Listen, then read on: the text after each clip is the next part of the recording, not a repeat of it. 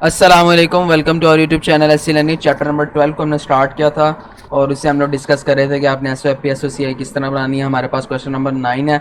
अगर हम इसकी रिक्वायरमेंट को डिस्कस करें तो रिक्वायरमेंट से हमें कह रहा है कि आपने स्टेटमेंट ऑफ कम्प्रीहेंसिव इनकम बनानी है और स्टेटमेंट ऑफ फाइनेंशियल पोजीशन बनानी है। तो इसका फॉर्मेट हम ड्रॉ कर लेंगे, पीछे हम डिटेल के अंदर डिस्कस करके आए हैं कि इसका फॉर्मेट किस तरह होता है। मज़ीद भी इसे हम डिस्कस कर लेते हैं। तो ये मैंने स्टेटमेंट ऑफ कम्प्रीहेंसिव इनकम और फाइनेंशियल पोजीशन का फॉर्मेट हमारे पास बना हुआ। स्टेटमेंट ऑफ फाइनेंशियल पोजीशन होती है एज एट, तो यहाँ पे हम लिख लेंगे एज एट।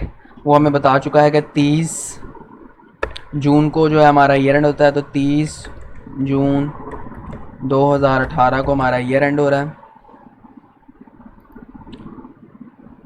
आगे वो हमें कह रहा है कि हमारे पास इक्विपमेंट की कॉस्ट इतनी है। तो मैंने कहा था जब प्रॉपर्टी प्लांट एंड इक्विपमेंट आपके पास आएंगे तो उसे आप वर्किंग में लेके जाएंगे। क्यों? क्योंकि इसके अंदर एडिशन हो सकता है, इसके अंदर डिस्पोजल होता है। हमने तो एसओएफपी के ऊपर यानी कि फेस के ऊपर डायरेक्ट जो है वो बुक वैल्यू लिखनी होती है। तो यहाँ पर जो है मैं लिख लूँगा कि मेरे पास जो है वो है इक्विपमेंट।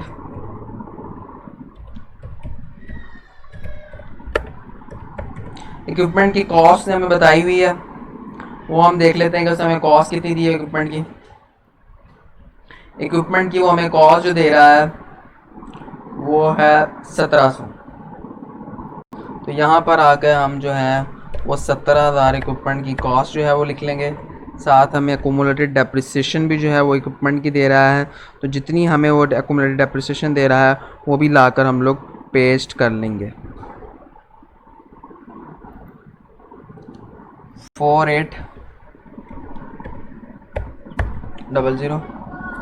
नेक्स्ट हमें दे रहा है व्हीकल भी हमें कॉस्ट पे दे रहा है, तो उसे हम लोग पुट कर लेते हैं व्हीकल को। इक्विपमेंट के बाद जो हमें व्हीकल दे रहा है, व्हीकल लिख लेते हैं हम लोग।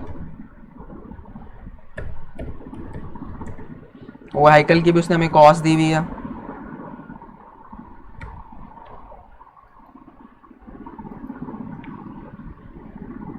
$3000 कॉस्ट दी उसने हमें।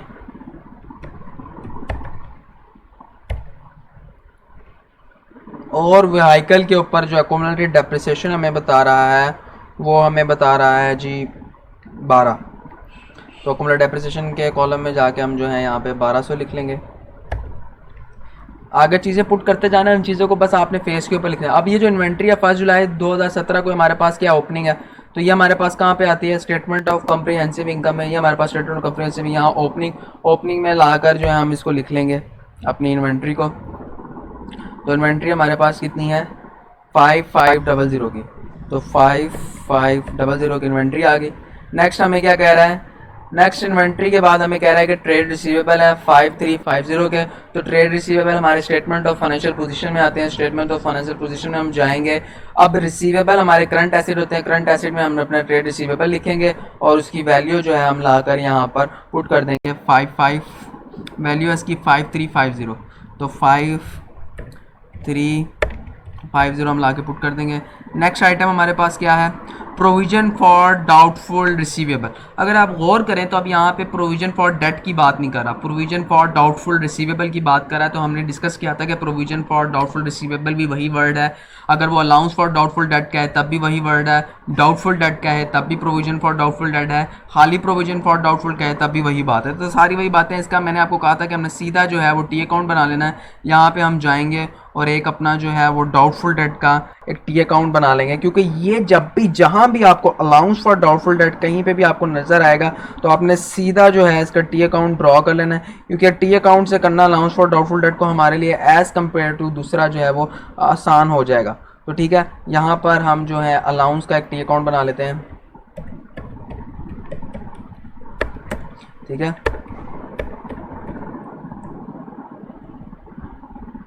यहाँ पे उसका ब्रॉड डाउन जो उसने हमें बताया हुआ है ब्रॉड डाउन लिख लेते हैं यहाँ पे लाकर। वो हमें इसने कितना बताया? 20220, ये मैंने लिख लिया है यहाँ पर।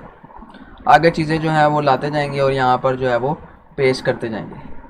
नेक्स्ट में हमें क्या कह रहा है? नेक्स्ट में हमें कह रहा है कि प्रीपेड इंश्योरेंस है आपके पास। प्रीपेड इंश्योरेंस आपके पास कितनी है? 1 जुलाई 2018 को आपके पास जो है वो प्रीपेड इंश्योरेंस आ रही है। प्रीपेड इंश्योरेंस जो है वो है 170 की। तो प्रीपेड इंश्योरेंस है, ये आपके पास ओपनिंग है। आप इसको टी अकाउंट में ले जाएं और प्रीपेड इंश्योरेंस के नाम से टी अकाउंट बना लें। यहाँ पे अलाउंस के पास जाके यहाँ पे मैं जो हूँ वो प्रीपेड इंश्योरेंस का अकाउंट बना लेता हूँ, प्रीपेड इंश्योरेंस, ठीक है। और उसका जो उसने हमें ओपनिंग बताया हुआ है वो उसने हमें यहाँ पे बताया हुआ है कि प्रीपेड इंश्योरेंस का जो ओपनिंग है वो 140 है। तो यहाँ पे मैं आ जाता हूँ, क्योंकि ये प्रीपेमेंट है तो मेरी डेबिट साइड के ऊपर आ जाएंगी, तो यहाँ पे मैं इसका बैड ब्रॉड डाउन लिख दूंगा। इसके अलावा भी अगर आप ट्रायल बैलेंस के अंदर देखें तो देखें उसने उस चीज़ को जो है वो डेबिट साइड के ऊपर मेंशन करके बताया हुआ भी है कि ये डेबिट के ऊपर आनी चाहिए, तो यहाँ पे 140 लिख दें। नेक्स्ट आगे चलते हैं। आगे हमें वो एडवांस बता रहा है, एडवांस मेरा एसिड है, क्योंकि ये डेबिट साइड पे आ रहा है इसलिए मेरा एसिड है। अगर ये क्रेडिट साइड के ऊपर आ रहा होता तो एडवांस मैंने कस्टमर से लिया होता और उसके अगेंस्ट मैंने कोई चीज़ देनी होती तो फिलहाल ये मेरी लाइबिलिटी होती। तो एडवांस कितना मेरे पास है 3840 का। तो मैं सीधा जाऊँगा अपने एसिड्स के अंदर और एसिड में जाके इसको लिख दूंगा कि मेरे पास एडवांस है, ठीक है। यहाँ पर हम एक नया कॉलम बना लेते हैं एडवांस का,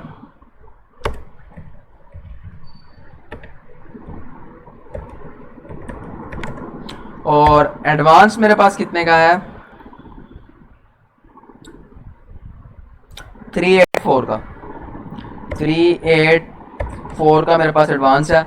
आगे चलता हूँ। आगे मुझे कह रहा है कि बैंक डिपॉजिट्स, बैंक में मैंने पैसे डिपॉजिट किए हैं और ये मेरे डेबिट साइड के आ रहे हैं और इस पैसों के ऊपर मुझे कुछ इंटरेस्ट भी मिलता है।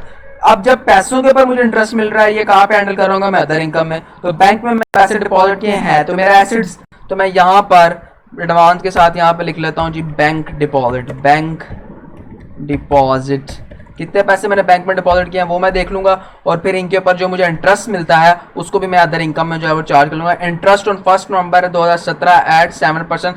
1 नवंबर 2017 से मुझे इंटरेस्ट मिलना शुरू हो रहा है, तो 1400।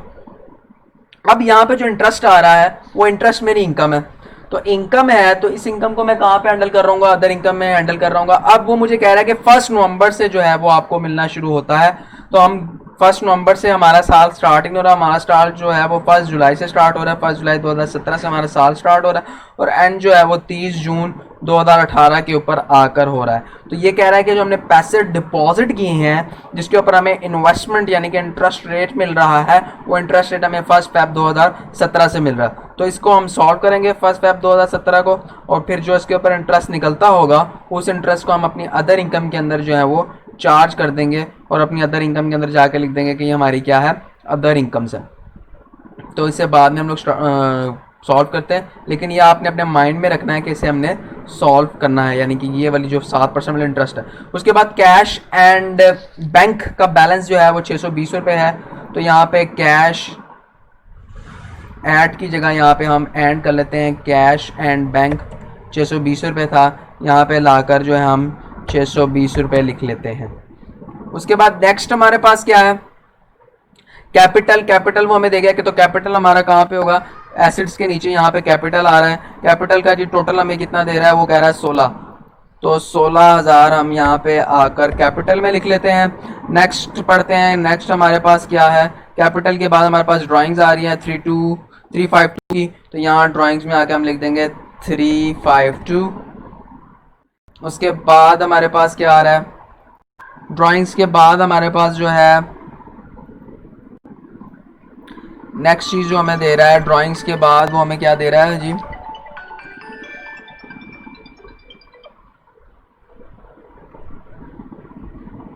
Trade payables. तो ट्रेड पेबल्स हमारी लाइबिलिटी है, और लाइबिलिटी हमारी कहाँ पे पड़ेगी, यहाँ पर। और ट्रेड पेबल्स हमें कितने के बता रहा है जी, ट्रेड पेबल्स हमें 3500 के, तो यहाँ पर आकर मैं 3500 लिख देता हूँ। आगे मुझे कह रहा है कि अक्रूवल्स एंड अदर पेबल्स भी हमारे पास मौजूद हैं। अक्रूवल्स एंड अदर पेबल्स को भी हम लिख लेते हैं 1520 के। तो अक्रूवल्स में हम इसको जाकर लिख लेते हैं 1520।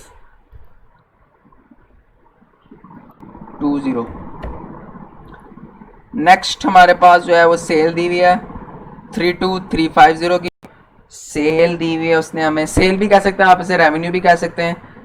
तो सेल में हमारे पास आ गई 32350। अच्छा, उसके बाद हमारे पास परचेजेस आ गई। परचेजेस हमारे पास जो है 21,000 के हैं, तो हम यहाँ पर आकर मैंने परचेजेस के अंदर 21,000 लिख लिया। अच्छा, ये सारी चीजें हम क्यों इस तरह लिख रहे हैं ब्रैकेटों के अंदर, क्योंकि इसमें एडजस्टमेंट होगी। एडजस्ट करने के बाद जो है जो आंसर आएगा फाइनल, वो हम यहाँ फाइनल कॉलम में लिखेंगे। ये बाद में आपको कई दफा जो है वो कह भी चुका हुआ हूँ कि आपने इसको इस तरह करना है, और आपको मैंने लाइव क्लासों में, ऑनलाइन क्लासों में ये चीज जो है वो बताई भी थी। अब रिटर्न का लफ्ज खाली इसने लिखा हुआ है। अगर आपको याद हो, हमने जब क्वेश्चन नंबर 6 सॉल्व किया था तो रिटर्न इनवर्ड और रिटर्न आउटवर्ड का वर्ड आ रहा था, जहां मैंने कंप्लीट डिटेल में आपके साथ डिस्कस किया था कि रिटर्न इनवर्ड क्या होता है, कि अंदर लाने का यानी कि आपको अंदर चीज आ गई, यानी कि आपने सेल की थी, वो चीज आपको रिटर्न होगी। और रिटर्न आउटवर्ड क्या होता है, रिटर्न आउटवर्ड होता है कि आपको चीज जो है वो रिटर्न कर दी। अब सेल की नेचर क्या है, सेल की नेचर जो है वो क्रेडिट होती है, तो सेल को कम क्या करेगी, डेबिट। तो इसका मतलब क्या है कि 950 हमारे पास क्या होगी, रिटर्न इनवर्ड होगी, तो ये सेल को कम कर देगी। यहाँ पे आऊंगा और सेल को मैं जो हूं कम कर दूंगा अपना 950 से। उसके बाद रिटर्न आउटवर्ड जो कि मेरी 700 की है, तो मैं जो अपनी परचेजेस हैं उनको भी 700 से जो है वो कम कर दूंगा। 700 से मैंने परचेजेस को जो है वो कम कर दिया। उसके बाद नेक्स्ट मेरे पास जो है वो सैलरीज एंड यूटिलिटीज हैं, तो मैं जाके इनको अपना एक्सपेंस है मेरा। अब सैलरीज एंड यूटिलिटीज मेरा एक्सपेंस है, तो एक्सपेंस को हमने 3 हेड्स में देखा था। उन 3 हेड्स की आपने क्या करनी है, एक पेज के ऊपर वर्किंग बना लेनी है, जो कि सेलिंग एक्सपेंसेस आ जाएगी, एडमिन एक्सपेंसेस आ जाएगी, ऑपरेटिंग एक्सपेंसेस आ जाएंगे, फाइनेंस एक्सपेंसेस आ जाएंगे। इस नाम से आपने जो है वो 3 हेड्स बना लेने हैं, ठीक है। इस तरह के आपने कॉलम्स बना लेने हैं 4, और यहाँ पे जो भी एक्सपेंस होगा वो आपने यहाँ पे लिख देना। पहला एक्सपेंस हमारे पास क्या आ रहा है जी, सैलरीज आ रही हैं, सैलरीज मैंने यहाँ पे लिख दी। अब सैलरीज किसको पे की हैं, यहाँ पे सैलरीज एंड यूटिलिटीज हैं, तो सैलरीज और यूटिलिटीज ये कहाँ से रिलेट होती है, एडमिन एक्सपेंसेस से रिलेट करता है। तो यहाँ पर आकर मैंने एडमिन एक्सपेंस में जो है इसको लिख दिया 2, या आप पहले इसको यहाँ पे 2790 की आ गई। उसके बाद रेंट है, रेंट भी जो है वो कहां से रिलेट करता है आपका, रेंट आपका ऑपरेटिंग एक्सपेंसेस से रिलेट करता है। तो रेंट को मैं लाकर ऑपरेटिंग एक्सपेंसेस में अपने लिख लेता हूं। रेंट कितना है, 1000 का है।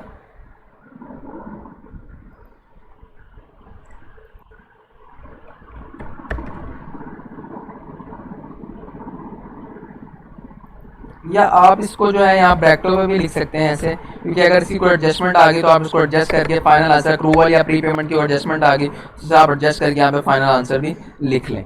उसके बाद रेंट के बाद हमारे पास डिस्काउंट है, डिस्काउंट अलाउड भी दिया होता है, डिस्काउंट रिसीट भी दिया। तो डिस्काउंट अलाउड जो है वो हमारा एक्सपेंस होता है, तो यहाँ पर मैं डिस्काउंट लिख लेता हूँ। और जो डिस्काउंट रिसीव्ड है वो हमारी इनकम होती है। तो डिस्काउंट रिसीव्ड को मैंने आपको बताया था कि आप उसे अपनी कहाँ पे लिखेंगे, अदर इनकम में लिख लेंगे। कुछ लोग उसको अदर इनकम में लिख लेते हैं, कुछ लोग उसको लाग एक्सपेंस से लेस कर लेते हैं, तो ये कोई इशू नहीं। तो डिस्काउंट अलाउड जो है वो हमारा किधर आ रहा होगा, डेबिट साइड पे आ रहा होगा क्योंकि हमारा एक्सपेंस है, और डिस्काउंट रिसीव्ड हमारा किधर आ रहा होगा, क्रेडिट साइड पे, क्योंकि हमारी इनकम है। तो 220 रुपये हमारी इनकम है, तो यहाँ अदर इनकम्स में आकर मैं ब्रैकेट के अंदर जो है वो 220 रुपये लिख दूंगा। और एक्सपेंस कितना बनता है मेरा, एक्सपेंस जो है वो 270 रुपये बनता है। तो मैं यहाँ पर आऊँगा और डिस्काउंट में जाकर मैं 270 रुपये लिख दूंगा, और ये डिस्काउंट मैं किधर डालूंगा जी, यहाँ पर मैं जो हूँ वो 270 रुपये लिख देता हूँ।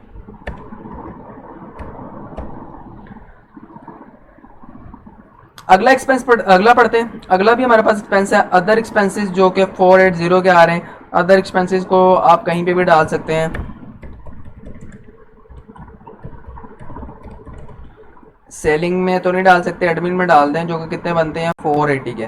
तो 480 के आप यहाँ पे डालेंगे, लेकिन अभी फिलहाल ब्रैकेट में लिखे, हो सकता है इसके ऊपर कोई एडजस्टमेंट आ रही हो, तो 480 मैंने यहाँ पे लिख दिया। तो उसके बाद नेक्स्ट जो मेरे पास आ रहा है, इंश्योरेंस आ रही है 300 की, तो ये भी एक्सपेंस है मेरे पास। तो यहाँ पे मैं लिख लेता हूँ इंश्योरेंस, 300 की मेरे पास इंश्योरेंस है। इसको मैं ब्रैकेट में लिख सकता हूँ, मे बी कोई आगे एडजस्टमेंट वगैरह आ रही है उसके ऊपर। इंश्योरेंस के बाद बैड डेट्स, तो बैड डेट्स और अलाउंस, इनका मैंने आपको बताया था कि आपने हर हाल में टी अकाउंट बनाना है। ये अलाउंस का टी अकाउंट बना हुआ है, ये प्रीपेड इंश्योरेंस का टी अकाउंट बना हुआ है, और ये यहाँ पर आपने जो है बैड डेट्स का टी अकाउंट बना लेना है। और बैड डेट्स कितने के हमारे पास 106 के। तो यहाँ पर मैं रिसीवेबल की वजह से बैड डेट्स आते हैं, ये हम डिस्कस करके आए रिसीव। तो बैड डेट्स हमारे पास कितने थे 106 के, यहाँ रिसीवेबल की वजह से होंगे, तो यहाँ पे मैं ले लेता हूँ 106। आगे चीज़ें पढ़ते जाते हैं और पोस्ट करते जाते हैं। बैड डेट्स के बाद है interest income on a bank deposit. Bank में जो हमने पैसे डिपॉजिट किया उसके ऊपर हमें इंटरेस्ट मेरा 82। तो मैंने आपको कहा था कि हम नीचे देख लेंगे कि जो एडजस्टमेंट उस हिसाब से हल कर लेंगे। बैंक में मैंने डिपॉजिट किया, उसके ऊपर मुझे रेट क्या मिलता है 7%। तो एक साल का मुझे क्या रेट मिलेगा, मैं 1400 को मल्टीप्लाई कर दूंगा 7% से, तो 98 मिलता है। 98 मुझे मिलता है, मिला मुझे कितना है 82। 82 मुझे मिला है, 98 मुझे मिलना चाहिए था। तो एक साल की इनकम कितनी है, एक साल की जो इंटरेस्ट की इनकम है वो है 98। तो मैं इधर जाऊंगा और अदर इनकम के अंदर जाकर मेरे पास पहले ही डिस्काउंट का पड़ा होगा एक अदर इनकम के अंदर, और साथ में प्लस करके 98 डाल दूंगा। 98 में से मुझे मिले कितने हैं 98। ठीक है, ये पॉइंट समझ आया। ये पॉइंट ये है कि आपको आए पैसे हैं 82, जबकि आपको मिलने कितने चाहिए थे 98। वो हमें ये बता रहा है कि मुझे मिलने 98 चाहिए थे। तो 82 में से आपने लेस कर देना है 98, 16। तो 16 रुपये वो हैं जो आपको नहीं मिले हैं, ये वो पैसे हैं जो आपको मिलने हैं। तो इंटरेस्ट रिसीवेबल है। ठीक है, आप इसको यहाँ पे ला के अपना एसेट्स में लिख सकते हैं कि ये मैंने अमाउंट जो है वो 16 रुपये रिसीव करनी है, क्योंकि जो मैंने बैंक में पैसे डिपॉजिट कराए थे। जब आप बैंक में जाते हैं तो अक्सर बैंक वाले आपको इंटरेस्ट भी देते हैं कि ये आप पैसे जो डिपॉजिट करा रहे हैं सेविंग अकाउंट में, इसके ऊपर आपको इंटरेस्ट मिलेगा। ठीक है, तो मैं यहाँ पे लिख लेता हूँ इंटरेस्ट रिसीव्ड।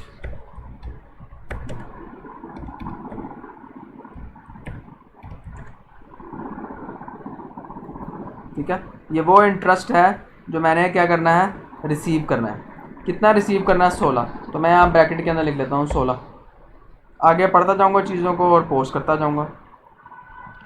अब आगे क्या है, सस्पेंस अकाउंट। तो जब जर्नल एंट्रीज हम सॉल्व कर रहे थे मैंने आपको बताया था कि जो चीज़ कम होती है, डेबिट साइड कम होती है तो उसको सस्पेंस में डाल देते हैं, अगर क्रेडिट साइड कम हो तो सस्पेंस में डाल देते हैं। फिर नीचे जाकर एडजस्टमेंट पढ़ते हैं, जब गलती पता चलती है तब उस सस्पेंस अकाउंट में से चीज़ों को निकाल कर जो है वो सेट कर लेते हैं कि चीज़ें क्या चक्कर था, सस्पेंस अकाउंट में क्यों डाली। तो नीचे एडिशनल इन्फॉर्मेशन हम पढ़ते जाएंगे और इन चीज़ों को पोस्ट करते जाएंगे तो हमें पता चल जाएगा। ऊपर ये जो ट्रायल बैलेंस की एडजस्टमेंट है ये सिर्फ एक जगह पे, या तो एसएफपी में जाएगी या एसओसीआई में जाएगी। लेकिन जो नीचे एडिशनल इन्फॉर्मेशन की इन्फॉर्मेशन होती है दोनों जगह में जाती है, एसएफपी में भी जाती है और एसओसीआई में भी जाती है। मतलब ये डबल एंट्रीज का इफेक्ट जाता है इनका, लेकिन इनका जो है अगर मैं बात करूं तो इनका सिंगल एंट्री का इफेक्ट जाता है। अब नीचे वाले एडजस्टमेंट को स्टेप बाय स्टेप पढ़ते जाएंगे। पहली एडजस्टमेंट हमारे पास जो है वो इन्वेंट्री की है। इन्वेंट्री जो है वो हमारे पास ख़राब हो गया, तो एनआरवी वाला सिस्टम है उसके ऊपर हम लेंगे, उसको सॉल्व कर लेंगे। अगले एडजस्टमेंट हमारे पास क्या, rent include a pre payment of annual and return fees expiring on इतने फॉर द ऑनर रेजिडेंट्स। किसके लिए, ऑनर के लिए। अब ये जो रेंट है, जो कि रेंट कितने का है हमारे पास 240 का, ये ऑनर के लिए है। तो हमें सबसे पहले क्या करना है कि ये ड्राइंग्स हैं। ठीक है, तो हमें आना है अपने एक्सपेंसेस के अंदर। एक्सपेंसेस का हमने वो नीचे जाके बनाया होगा यहाँ पर बॉक्स सा, ये यहाँ रेंट के अंदर आऊँगा। रेंट के अंदर मैं लेस कर दूंगा, कितने पैसे लेस करूँगा, लेस करूँगा मैं 240। अब ये क्या है, एक जगह पे मैंने डाल दी एंट्री, यानी कि एसओसीआई में। दूसरी कहाँ है, एसओएफपी में डालूंगा कि ये ड्राइंग्स हैं जी। तो मैं ड्राइंग्स में आऊँगा और अपनी ड्राइंग्स को ऐड कर दूंगा। ऐड क्यों कर दूंगा, क्योंकि वो बता रहा है कि ऑनर ने अपने जो है वो रेजिडेंस के लिए, ठीक है, यानी कि अपने घर के खर्चे के लिए जो है पैसे यहाँ से दे दिए। तो कहेगा नहीं जी ऐसा नहीं होता, तो 240 ये अमाउंट भी मैंने यहाँ पे डाल दी। आगे चलता हूँ, एडजस्टमेंट नंबर 2 मैंने सॉल्व कर लिया। एडजस्टमेंट नंबर 3 को पढ़ता हूँ। Prepaid insurance representing a premium which expired on 31 January 2018, while insurance representing a annual premium which is expired on 13 जनवरी 2019। तो इंश्योरेंस की बात कर रहा है। इंश्योरेंस का सबसे पहले हमने यहाँ पर जो है वो टी अकाउंट भी बनाया था, जिसमें हमने ये बताया था कि इंश्योरेंस हमने प्रीपेड किया, पहले से हमने 140 की इंश्योरेंस दी है। अब जब पहले से 140 की इंश्योरेंस दी है तो सबसे पहले क्या होगा, सबसे पहले जो पहली वाली इंश्योरेंस होगी वो खत्म होगी, यानी कि ये 140 रुपए जो हमने दिए हैं सबसे पहले ये 140 रुपए हमारे खत्म होंगे, क्योंकि ये तो हमने अमाउंट एक्स्ट्रा दे दिया। उसके बाद वो हमें साथ ये क्लू भी दे रहा है कि इंश्योरेंस का जो हिसाब है वो क्या हिसाब है। 140 रुपए पहले तो ये हमने यूज किए होंगे, ये यूज करने के बाद जो इंश्योरेंस यहाँ पर आ रही है, इंश्योरेंस एक्सपेंस यहाँ पे करके आ रहा था, वहां से जाके देख लेते हैं।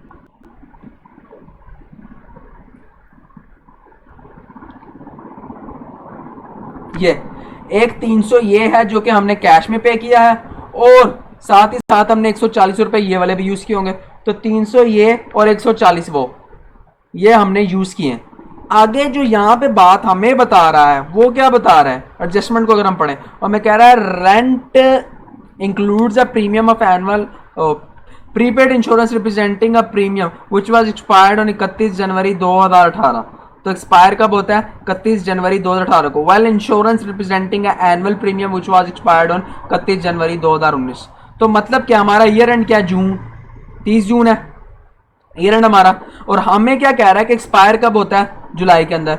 तो 7 माह का एक्सपेंस उसने ज्यादा लिखा हुआ।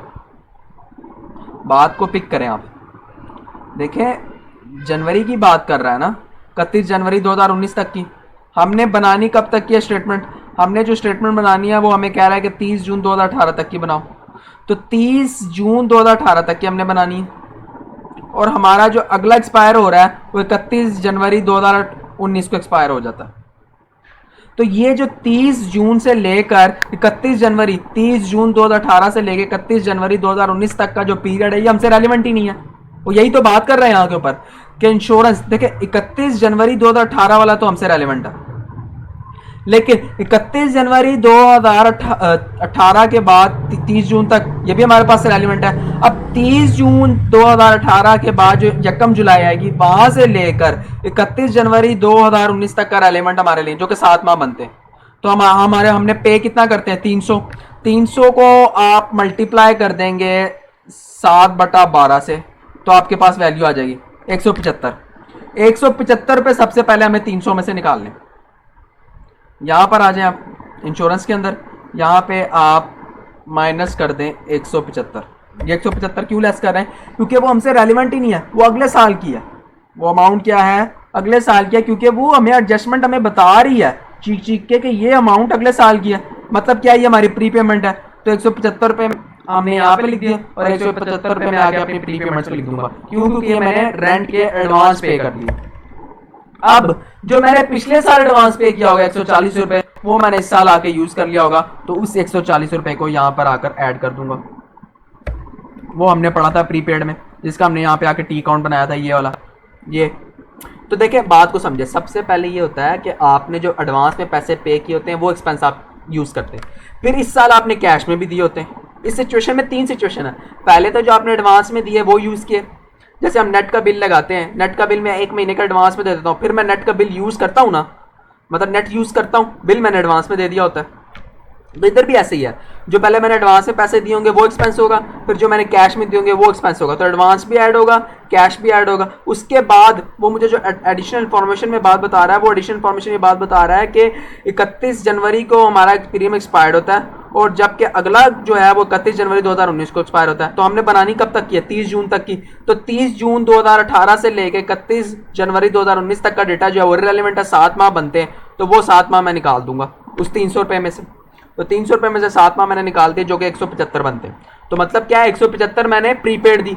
अब अगले साल फिर वो 175 मेरे पास प्रीपेड आ रहे हैं, तो सबसे पहले 175 यूज करूंगा, फिर मेरे पास जो अगली अमाउंट होगी वो यूज करूंगा। तो प्री पेमेंट्स की जो अमाउंट थी, इसको मैंने यहां से, अब जब ये वाला काम हो गया तो इसको आपने टिक कर देना है, अपने कॉपी के ऊपर इसको टिक कर देना है। मैं यहां से रेज कर रहा हूं ताकि मुझे पता चल जाए कि इस टी अकाउंट को मैंने हैंडल कर लिया।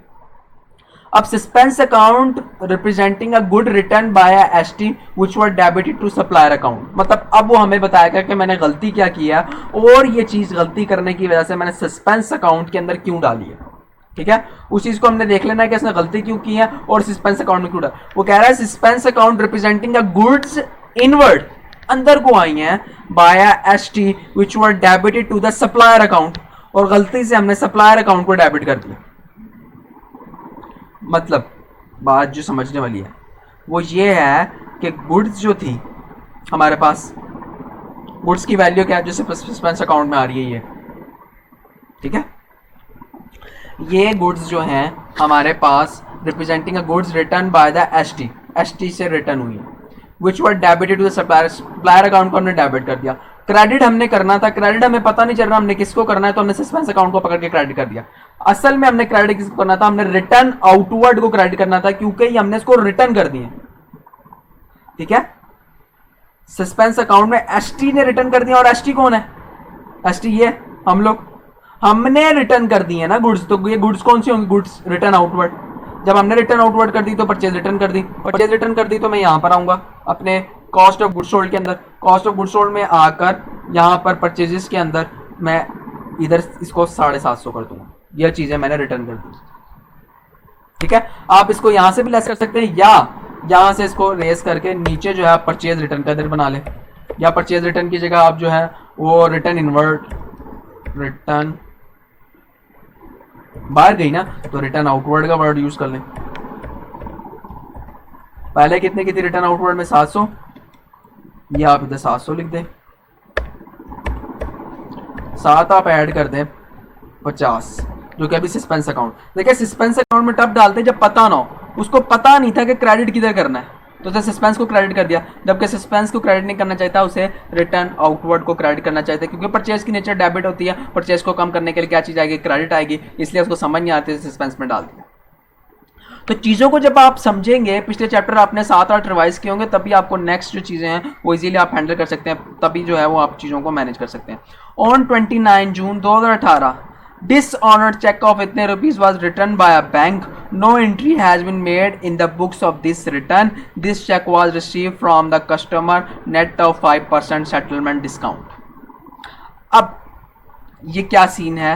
डिसऑनर्ड चेक क्या होता है, सेटलमेंट डिस्काउंट क्या है, इस चीज़ों को जो है वो डिस्कस कर लेते हैं, क्योंकि ये मैंने अभी तक आपको जो है इसके ब्रीफिंग नहीं दी है, क्योंकि ये चैप्टर अभी हमने करना है, तो इसका मैं आपको थोड़ा सा हिंट दे दूंगा, फिर जब हम इसको चैप्टर में जाकर मजीद पढ़ेंगे तो फिर आपको ये क्लैरिफाई हो जाएगा।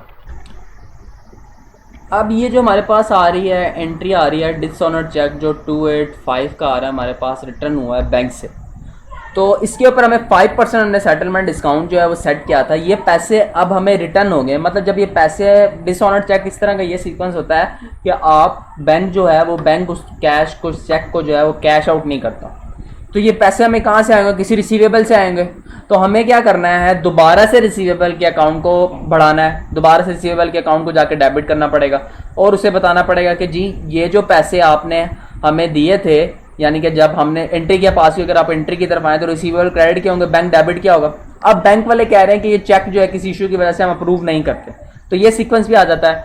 जब बैंक वाले ये पैसे अप्रूव नहीं कर रहे तो बैंक वाले क्या कह रहे हैं कि डिसऑनर्ड चेक का, तो डिसऑनर्ड चेक कितने का? 285 का। अब इस 285 के ऊपर 5% हमने सेटलमेंट डिस्काउंट भी लिया हुआ, तो सेटलमेंट डिस्काउंट हमें 5% है, तो 285 की जो अमाउंट है वो 95% है। तो जो मैंने फार्मूला आपको सिखाया था, आपने डिवाइड करना है, 285 को डिवाइड कर देना 95% से और मल्टीप्लाई कर देना 100% से, तो आपके पास वो अमाउंट आ जाएगी जिसमें डिस्काउंट शामिल है। इस अमाउंट में डिस्काउंट शामिल नहीं है। तो जब आप ये करेंगे, कैलकुलेटर पे से सॉल्व करेंगे, तो आपके पास आंसर आ जाएगा 300।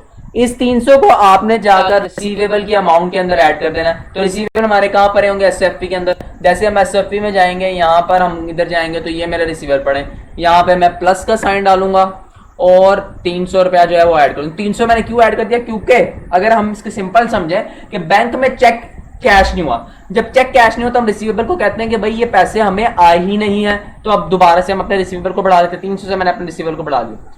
अब दूसरी तरफ मैंने इसकी एक एंट्री और भी की होगी 5% डिस्काउंट वाली, ये डिस्काउंट अलाउड होगा, तो डिस्काउंट अलाउड मेरा क्या एक्सपेंस है, तो एक्सपेंस को मैंने अपना ज्यादा किया होगा।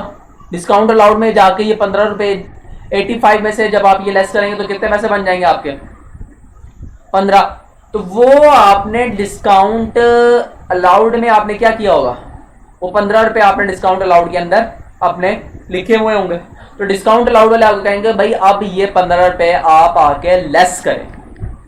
क्यों लेस करें? क्योंकि ये पैसे जो हैं वो आपके अब आपको रिसीव होने जब होंगे तब दोबारा एंट्री पास कर लेना, जब आप उसी को दोबारा 5% डिस्काउंट देंगे। अभी तो चेक डिसऑनर्ड हो चुका है ना, मतलब चेक कैश ही नहीं हुआ। वो किस वजह से इशू कैश नहीं हुआ वो बैंक वालों को पता है, लेकिन आपका चेक कैश नहीं हुआ। अब हमें कह रहा है 4% provision against trade receivable, trade receivable के अगेंस्ट 4% प्रोविजन लेनी है। ये वही सीक्वेंस आ गया कि ये 4% जो रिसीवेबल हमारे पास होंगे उसका वो कैरी डाउन बन जाएगा।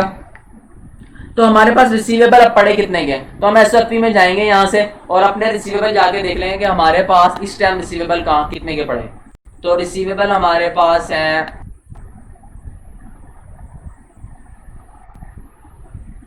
ये 5350 प्लस 300, ये हमारे पास आ गया 5650। इसके ऊपर यानी कि ये कैरी डाउन आ गया रिसीवेबल का। इसके ऊपर हमने परसेंटेज लेनी है, और परसेंटेज हमने कितनी लेनी है, 4% लेनी है, जरा 4%। तो हमारे पास आ गया 226। अब हम चले जाएंगे प्रोविजन का टी अकाउंट जो हमने बनाया होगा। यहाँ पे मैंने अलाउंस का टी अकाउंट बनाया है, तो यहाँ पर आके मैं इसका कैरी डाउन लिख दूंगा। कैरी डाउन में कितना कैरी डाउन लिख दूंगा मैं, 226। ये मैंने 226 लिख दिया। अब मैं दोनों का डिफरेंस ले लूंगा, -220। तो डिफरेंस आ गया 6 का। 6 किस साइड पे आ रहा है, डेबिट साइड, क्रेडिट साइड के ऊपर। तो क्रेडिट साइड के ऊपर जाकर मैं जो हूँ 6 लिख दूंगा, और ये 6 कहाँ पे चला जाएगा, बैड डेट्स में चला जाएगा। यहाँ पर आकर मैं 6 लिख दूंगा, और बैड डेट्स के अकाउंट्स में जाऊंगा मैं, और बैड डेट्स के अकाउंट में मैं क्या करूंगा, बैड डेट्स के अकाउंट में मैं उनको जाके बताऊंगा कि ये जो 6 रुपए हैं ये आकर आपको डेबिट कर रहे हैं अलाउंस की वजह से। यहाँ पे आप अलाउंस लिख लें, ठीक है, और यहाँ पर आप 6 रुपए लिख लें, ठीक है। आगे चीजें पढ़ते जाते हैं और साथ साथ पोस्ट करते जाएंगे। अब ये 6 रुपए हमने लिख दिए हैं यहाँ पे। अब इसका कैरी डाउन कर लेते हैं। 106 ये हो गया, प्लस 6 कितने हो गए, 112 हो गया। तो यहाँ पर आगे आप इसका कैरी डाउन लिख लें। वो कैरी डाउन नहीं होता, ये मैंने आपको बताया था बैड डेट्स का। तो ये कहाँ पे चला जाएगा, P&L में चला जाएगा। P&L में कितना चला जाएगा, 112। तो P&L में आप जाएं, और जहां पे आपने एक्सपेंस की वर्किंग बनाई है, जो कि मैंने यहाँ पे एक्सपेंस की वर्किंग बनाई है, operating expense, admin and selling expense. तो बैड डेट्स जो होते हैं वो एडमिन एंड सेलिंग एक्सपेंस से रिलेटेड करते हैं। तो यहाँ पे आगे आपने बैड डेट्स लिख देने हैं, और वो कितने हैं, 112 के। यहाँ पे आप 1122 लिख दें, ठीक है। अब ये भी हो गया हमारा एक्सपेंस। आगे चलते हैं, इसको मैनेज करने के बाद अब आगे जो है हम अगली जो है ट्रांजैक्शन पढ़ते हैं, और अगले ट्रांजैक्शन को जो है वो पोस्ट करते हैं। एसटी पेड इतने rupees which was debited to the supplier account with the same amount. हमने सेम अमाउंट से जो है वो सप्लायर के अकाउंट को डेबिट कर दिया, लेकिन हमने 3% डिस्काउंट भी दिया हुआ है। तो हमें आकर कहेगा कि भाई आपने 3% डिस्काउंट तो मुझे दिया ही नहीं, तो 3% डिस्काउंट दो। वो कह रहा है आपने इस अमाउंट से कर दिया, जबकि आपको इस अमाउंट से 3% कम करके करना था। तो 338 आप कैलकुलेटर पे लिखें, 388 और उसका 3% ले लें, जो कि क्या बन रहा है, जो कि 12 रुपये बन रहा है। 11.64 बनेगा, उसे राउंड अबाउट करेंगे 12 रुपये बन जाएगा। तो 12 रुपये आपने डिस्काउंट देना था, जो कि आपने नहीं दिया। तो यहाँ पे अब आपने क्या करना है, एक तो आपने अपने डिस्काउंट अलाउड के अंदर आना है, ठीक है, बल्कि आपको डिस्काउंट शीट हुआ है, आपने डिस्काउंट शीट के अंदर आना है। यहाँ पर आके अपना 12 रुपये लिखने प्लस 12, और दूसरा आपने अपने पेबल्स में आना, क्योंकि पेबल से हमें अब वो हुई है। अगर हम ये एंट्री पढ़ें तो हमें क्या कह रहा है, paid at rupees which was debited to supplier account with the same. तो सप्लायर के अकाउंट को हमने डेबिट किया। सप्लायर हमारा क्या होता है, क्रेडिट होता है, उसको डेबिट कर दिया। मतलब यह है कि ये हमें अलाउ हुआ है, तो उसको मैंने इनकम बना दी। और दूसरा मैं यहाँ पर आके 12 रुपये लेस कर दूँ। यहाँ से आके मैंने 12 रुपये अपने लेस कर दिए, और 12 रुपये लेस कर दिए। क्यों मैंने 12 रुपये लेस किया, क्योंकि ये जो है मेरे 12 रुपये यहाँ पर नहीं होने चाहिए, क्योंकि पेबल्स ने हमें 12 रुपये डिस्काउंट दिया। अब आगे जाते हैं और चीज़ों को जो है वो स्टेप बाय स्टेप आगे देखते हैं कि अगली ट्रांजैक्शन हमारे पास क्या है। अगली ट्रांजैक्शन जो है वो हमारे पास प्रॉपर्टी प्लांट एंड इक्विपमेंट से रिलेट करती है, पीपी, जो कि हम चैप्टर नंबर 10 पढ़ के आए हैं, उससे रिलेट करती है। यहाँ पर डिस्पोजल का भी किस्सा है, यहाँ पर एडिशन का भी किस्सा है, यहाँ पे नीचे से डेप्रिसिएशन रेट भी दिए हुए हैं, डेप्रिसिएशन रेट भी हमने अप्लाई करना है। अब इसको जो है वो डिटेल में समझेंगे, फिर ये हमें स्टेप बाय स्टेप समझ आना शुरू। ऑन 1 मार्च, पहले तो आपको ये पता चले हमने स्टार्टिंग ईयर किया है जून, जुलाई से हम स्टार्ट होते हैं, जून पे हम एंड होते हैं। 17 से 18 का ईयर है, मार्च को हमने लिया। एन इक्विपमेंट वाज सोल्ड इतने rupees and its sale proceed were credited to the equipment account. The equipment had been purchase at the cost of इतने रुपीज। कॉस्ट कितनी है हमारे पास, 500 हमारे पास कॉस्ट है। उसकी बुक वैल्यू भी हमें दे रहा है, 1 जुलाई 2017 को उसकी बुक वैल्यू 360 है। मतलब 1 जुलाई 2017 को उसकी अक्यूमुलेटेड डेप्रिसिएशन कितनी होगी, इसमें से अगर आप ये लेस कर दें 500 में से 360, तो हमारे पास 140 बुक वैल्यू 140 अक्यूमुलेटेड डेप्रिसिएशन आ गई। ये कैसे मैंने निकाला, बुक वैल्यू का फार्मूला क्या है, book value is equal to cost minus accumulated depreciation.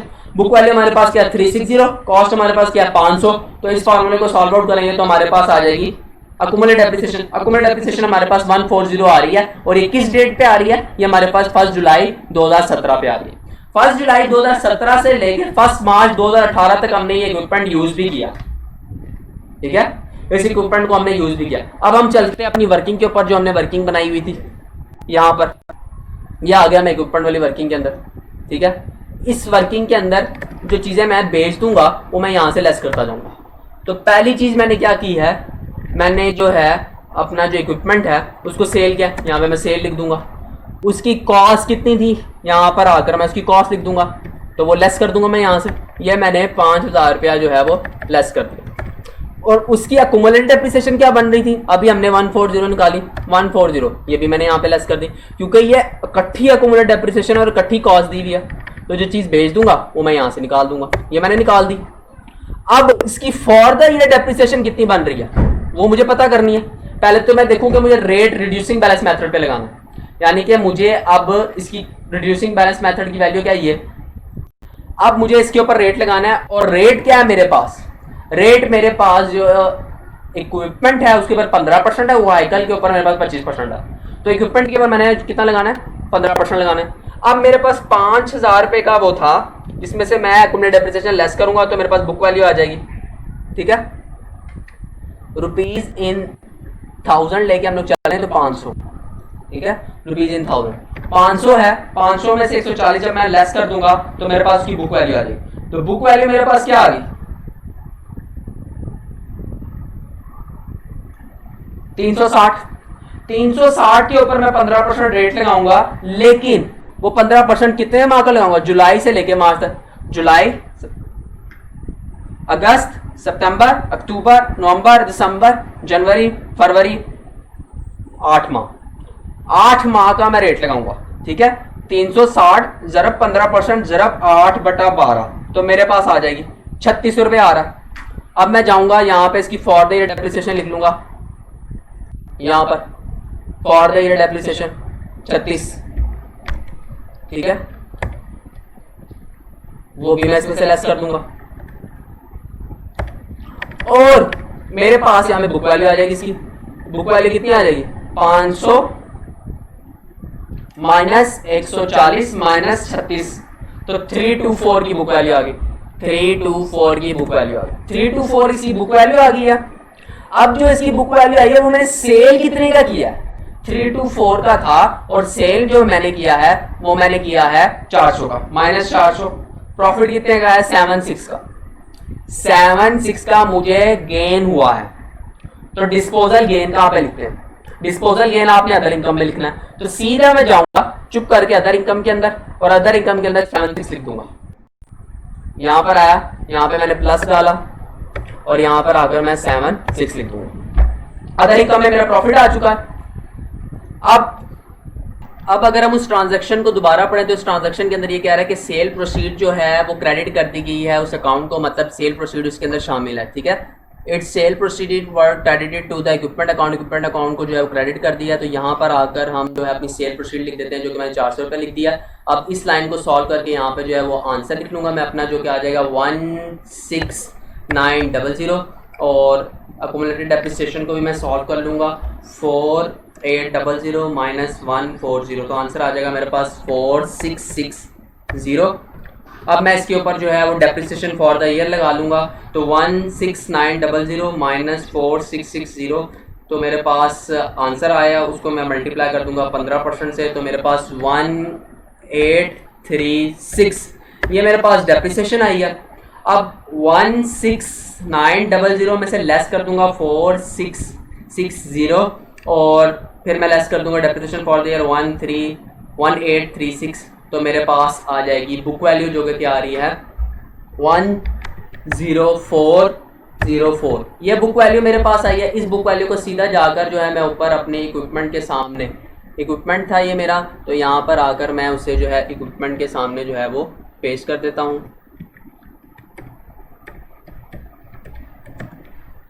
तो इक्विपमेंट के सामने मेरी जो वैल्यू आ रही है वो है 10404, ये मेरी वैल्यू आ रही है। और डेप्रिसिएशन जो इक्विपमेंट पर आ रही है वो कितनी है, 1836 और 1836 प्लस 36 ये, क्योंकि ये भी मैंने 8 माह यूज़ किया तो ये वाली वैल्यू भी आएगी, तो टोटल आ रही है 1872। तो यहाँ पर आकर जो मैंने अपनी वर्किंग बनाई होगी नीचे एक्सपेंसेस की, उसके अंदर आकर मैं यहाँ पर डाल दूँगा डेप्रिसिएशन। यहाँ पे मैं लिख देता हूँ डेप्रिसिएशन, और डेप्रिसिएशन जो है मैं एडमिन की जगह ऑपरेटिंग में जाती है ये डेप्रिसिएशन, क्योंकि ऑपरेटिंग से रिलेट करती है, तो वहाँ पे मैं डाल दूँगा 1872। अगर आप चाहें तो आप सेलिंग एंड एडमिन का इकट्ठा बना सकते हैं, फिर आपको ऑपरेटिंग एक्सपेंसेस का नहीं बनाना पड़ेगा, बस आपको एडमिन और सेलिंग का इकट्ठा बनाना पड़ेगा और फाइनेंस कॉस्ट का बनाना पड़ेगा या फाइनेंस एक्सपेंसेस का बनाना पड़ेगा। तो आप इस तरह भी कर सकते हैं कि खाली एडमिन और सेलिंग का बना लें, तब आपको ऑपरेटिंग को ढूंढने की ज़रूरत नहीं पड़ेगी, इसको एक ही कॉलम शो करके आप यहाँ पे शो कर सकते हैं, तो उस तरह आपके लिए ईजी हो जाएगा, आपको चीज़ें ढूंढनी नहीं पड़ेंगी कि ये कौन सी चीज़ कहाँ पे जो है वो पोस्ट करनी। एडजस्टमेंट नंबर 9 को अगर हम लोग डिस्कस करें तो एडजस्टमेंट नंबर 9 में हमें क्या कह रहा है, एडजस्टमेंट नंबर 9 में कह रहा है कि 40% payment made for the purchase of the vehicle के लिए जो आपने 40% पेमेंट दी थी उसके लिए अभी कोई जो है उसने ट्रांजैक्शन, अभी कोई भी एंट्री जो है वो पास नहीं किया। अगर आपको याद हो तो ऊपर हमने एक एडवांस डिस्कस किया था यहाँ के ऊपर, जो कि ये आ रहा है, तो ये एडवांस जारी सी बात है, उसने 40% जो पेमेंट दी होगी एडवांस के अंदर वो होगा, तो ये अमाउंट क्या है 384। इस 384 का हम 40% जो है वो निकाल के पता कर लेंगे कि कितनी को पेमेंट जो है हमने उसको एडवांस के अंदर जो है वो दी है, वो हम उसकी कॉस्ट का हिस्सा बना लेंगे। तो 384 इसका अगर हम लोग 40% निकालना चाहें तो हमारे पास क्या आएगा,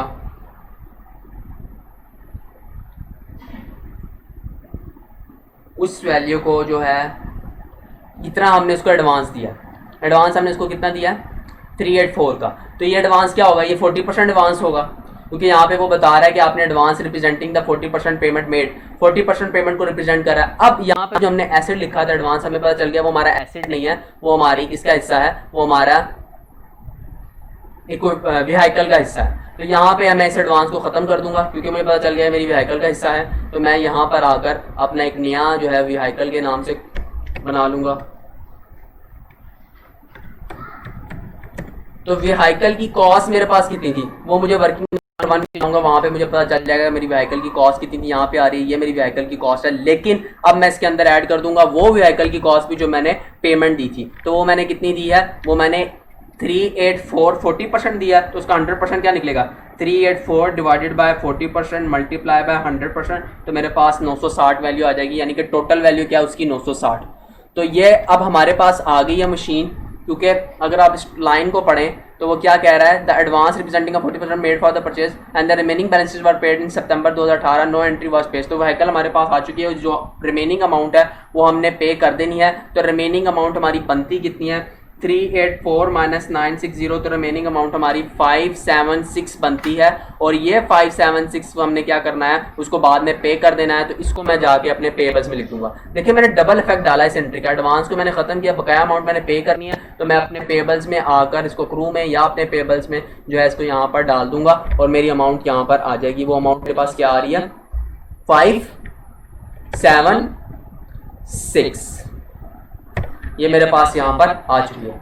अब आगे चलता हूँ, आगे कोई भी नहीं रहेगी, मैंने तमाम जो है वो कवर कर लिए, सिर्फ हमारे पास जो है वो एंट्री नंबर 1 रहेगी है, एडजस्टमेंट नंबर 1 रहेगी, जिसको मैंने सॉल्व करना है।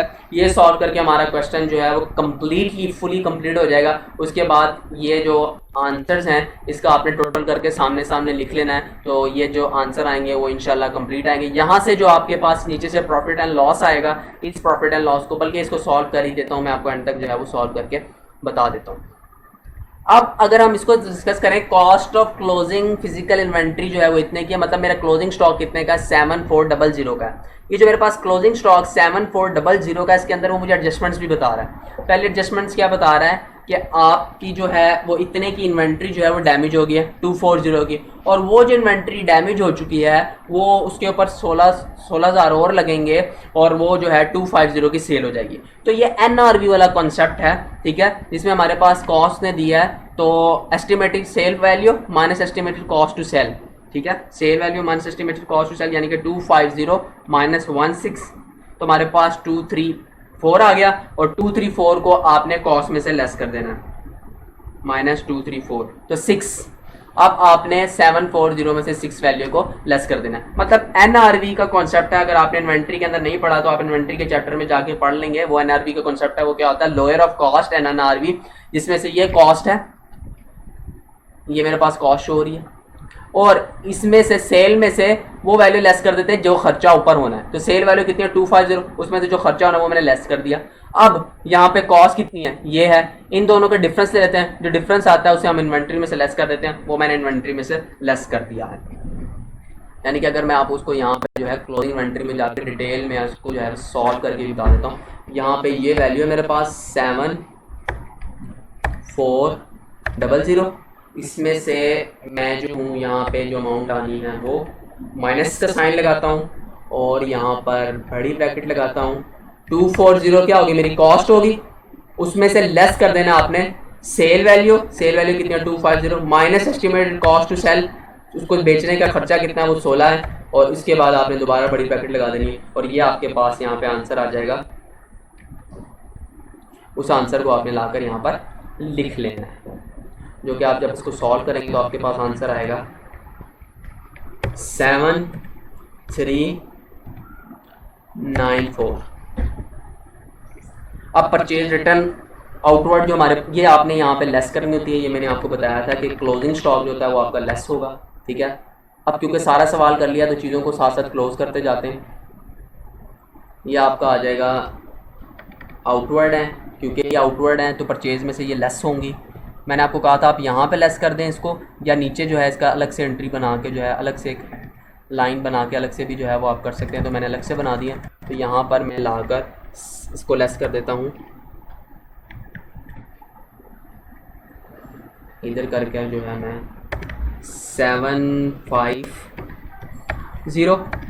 अच्छा, अब मेरे पास परचेजेस क्या आ रही हैं, परचेजेस जो हैं वो मेरे पास आ रही हैं 2100 की, और ओपनिंग स्टॉक जो है वो मेरे पास आ रहा है 5500 का। अब इन सब को आप सॉल्व कर लें, सॉल्व करके इन दो को ऐड कर दें, इसको लेस करते हैं और इसको लेस करते हैं, आपके पास आंसर आ जाएगा। वो आपने इस कॉलम में लिख लेना है जो कि आ रहा है 18356। उसके बाद अदर इनकम्स जो हैं आपके पास, उन अदर इनकम का टोटल करके यहाँ पे लिख लें। अदर इनकम्स आपके पास हैं 220 प्लस 98 प्लस 1276।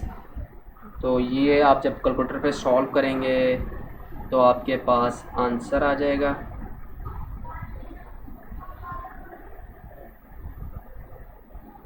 406 मेरे पास आंसर आ रहा है। यहाँ पे मैं लिख लेता हूँ 406, और सेल वाले कॉलम को भी हम सॉल्व करके यहाँ पर जो अपनी सेल्स लिख लेंगे जो कि आ रही हैं 31,400।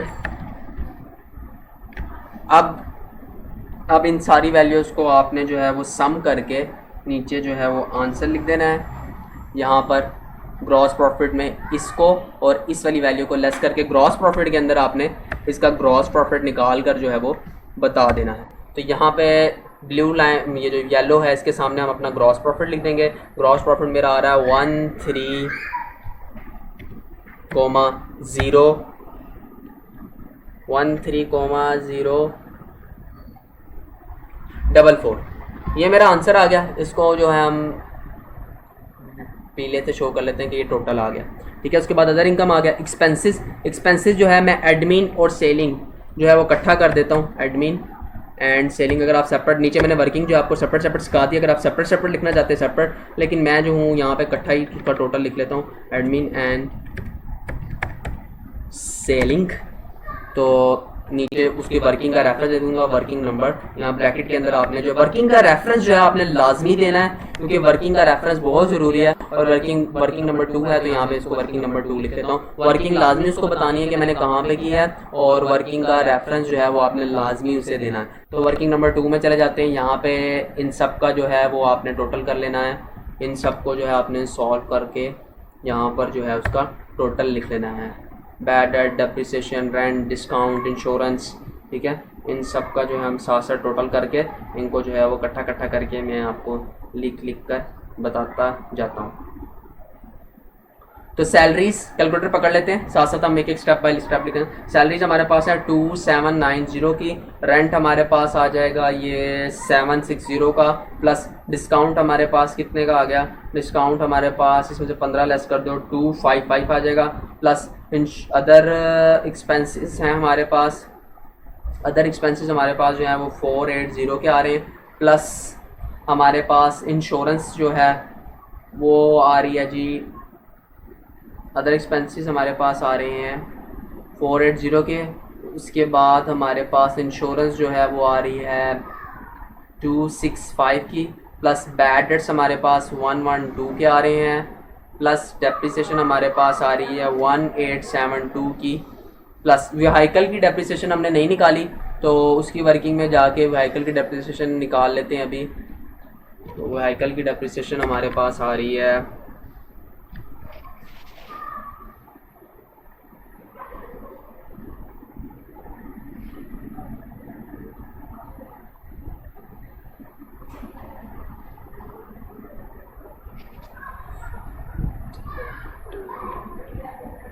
यहाँ पे जो व्हीकल की ये जो, एक सेकंड, यहाँ पे जो ये व्हीकल की डेप्रिसिएशन है ना, इसको आपने क्या करना है कि 90,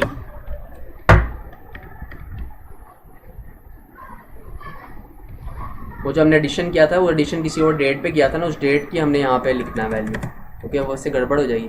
तो 960 वो लिख लेनी है आपने यहाँ पे 960, और इसके ऊपर आपने रेट लगाना है 25%, और यहाँ पे उसकी डेप्रिसिएशन आ जाएगी जो कि क्या आ रही है हमारे पास 450 आ रही है, और इसके ऊपर आपने एक माह की डेप्रिसिएशन लगानी, क्योंकि सवाल के अंदर वो हमें बता रहा है कि हमने कब किया है ये सिस्टम हमने जो है वो डिलीवरी हमें वो 1 जून 2018 को दे रहा है, जब यानी कि अगले साल दे रहा है, लेकिन हमने सितंबर 2018 advance represented the purchase and the remaining balance would be paid in September 2018 के अंदर हमने उनको रिमेनिंग बैलेंस देना है, ठीक है। तो यहाँ पर हम जो है इसके ऊपर डेप्रिसिएशन ले लेंगे 960 मल्टीप्लाई बाय 25%, और उसको हम मल्टीप्लाई कर देंगे 1/12 से, तो 20 हमारी आ गई इसकी डेप्रिसिएशन। यहाँ पे नीचे जो आकर मैं 20 इसकी डेप्रिसिएशन लिख दूँगा, और अब जो है मैं बुक वैल्यू भी साथ ही लिख देता हूँ ताकि व्हीकल की बुक वैल्यू भी हम लिख लें। 3000 प्लस 960 माइनस 1200 माइनस 450 माइनस 20, तो वो आ गया मेरे पास 2290। ये वाली वैल्यू मैं जाकर ऊपर जाके अपनी व्हीकल में पेश कर देता हूँ। देखिए, अगर आपने सवाल अच्छे से पढ़ा होगा तभी आप चीज़ों को पोस्ट करेंगे। देखिए, मुझे अभी फ़ौरन याद आ गया, तो वो चीज़ मैंने मिस कर दी है, तो मैंने फ़ौरन एकदम से वो चीज़ मेरे जहन में से जो है वो मिस हो गई थी, लेकिन मुझे याद था कि ये मैंने सॉल्व किया हुआ है। अगर क्वेश्चन को आपने अच्छे से पढ़ा होगा 2 बार 1 बार, फिर आपको पता होगा कि आपकी कौन सी चीज़ है। मुझे पता था व्हीकल है, तो मैंने फ़ौरन उसकी डेप्रिसिएशन जो है यहाँ पर ला के लिखने के लिए जो है वो आया हूँ। तो यहाँ पर आपने व्हीकल की डेप्रिसिएशन भी साथ जो है प्लस करके यहाँ पे आपने व्हीकल की डेप्रिसिएशन जो कि क्या बन रही है 470, तो कैलकुलेटर पे इस वैल्यू को भी आप ऐड कर लें। अब जैसे आप टोटल करेंगे तो इन तमाम वैल्यू का आंसर आ जाएगा 7004।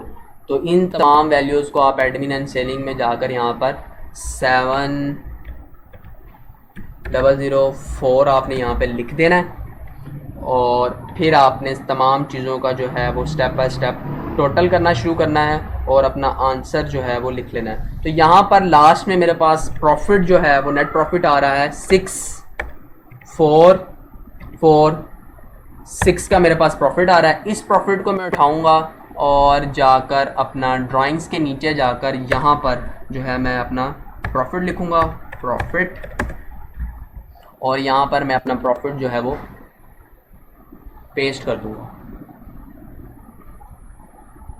और वो मेरा कितना प्रॉफिट है 6446, ये मैंने लिख दिया। अब इन तमाम चीज़ों का कैलकुलेटर पे जो है मैं कैलकुलेट करता जाऊंगा। ट्रेड रिसीवेबल को मैंने जो है वो ट्रेड रिसीवेबल में से यहाँ पे मैंने प्रोविज़न नहीं लेस की, तो उसका क्लोजिंग जो है वो कहाँ पे पड़ा होगा, वो यहाँ मैं जाऊँगा और उसका कैरी डाउन मेरे पास अलाउंस का कैरी डाउन जो है वो मेरे पास ये पड़ा ये 226, तो ये मैं लाकर अलाउंस का कैरी डाउन यहाँ से लेस कर दूंगा 226। अब ये भी कंप्लीट हो गया, यहाँ पे कोई भी ऐसी चीज़ नहीं है जो कि मिसिंग हो।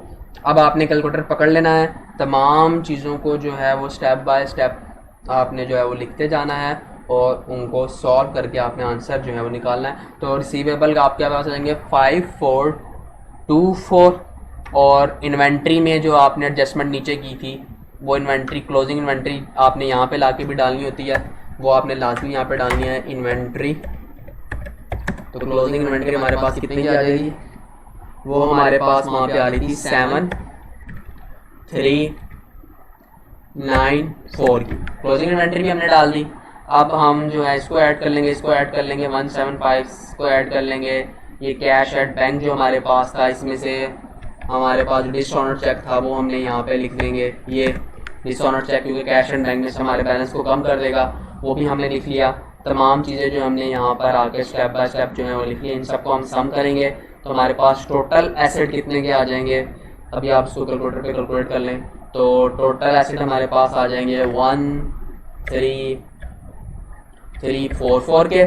और इसी तरह आपने इसका भी यहाँ पे टोटल कर लेना है।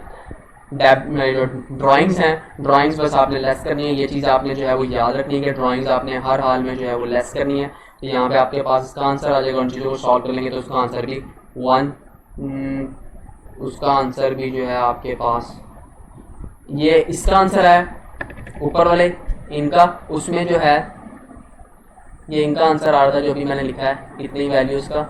और ये देखिए मैंने इन्वेंट्री यहाँ पे लिखी है लेकिन इन्वेंट्री की वैल्यू नहीं लिखी, तो आपने ऐसा हरगिज़ नहीं करना, आप चीज़ों को ध्यान से लिखना है। तो टोटल एसेट हमारे पास क्या आ रहे हैं 27438 के, और यहाँ पे भी हमारे पास 27438 आ रहा होगा। इसे कैलकुलेटर पे जो है अभी चेक कर लेते हैं, प्लस माइनस करें 352, माइनस करें 240, प्लस करें 6446, प्लस करें 3500, माइनस 12, प्लस 1520, प्लस 567। तो एग्जैक्ट जो है वो हमारे पास यही आंसर जो है वो इसका आ रहा है। ठीक है, तो आप चीज़ों को अगर मैनेज सही से करेंगे और सही से लेके चलेंगे तो फिर आपके पास जो है वो चीज़ें बिल्कुल सही आएंगी। होप सो ये वीडियो आपको पसंद आएगी। हमारे चैनल को सब्सक्राइब कीजिए और बेल आइकन को